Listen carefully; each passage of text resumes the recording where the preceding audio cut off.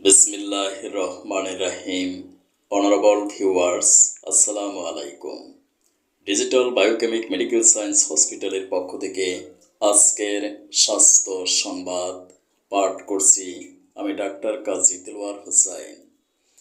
Biochemic মেডিসিনের মাধ্যমে appendicitis, tonsillitis, diphtheria, liver, lymph gland, spleen, ওভারিতে প্রদাহ ইত্যাদি রোগের স্থায়ী চিকিৎসা সম্ভব।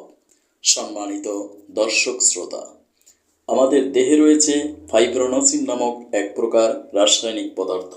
বায়োকেমিক সল্ট ক্যালিমিউরের অভাবে এই ফাইব্রোনোসিন ফাইব্রিনে রূপান্তরিত হয় এবং ফাইব্রাস টিস্যু থেকে জমাট বেঁধে যায়, ফলে ওই স্থান শক্ত, স্ফীতি ও ইনফ্লেমেশনের সৃষ্টি হয়।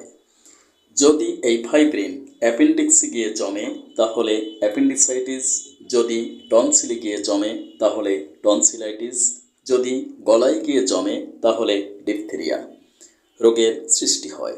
যদি লিভার, লিম্ফ গ্ল্যান্ড, স্প্লিন ও ওভারিতে গিয়ে জমে তাহলে ওই সমস্ত অর্গানে ইনফ্লেমেশন বা প্রদাহের সৃষ্টি হয়।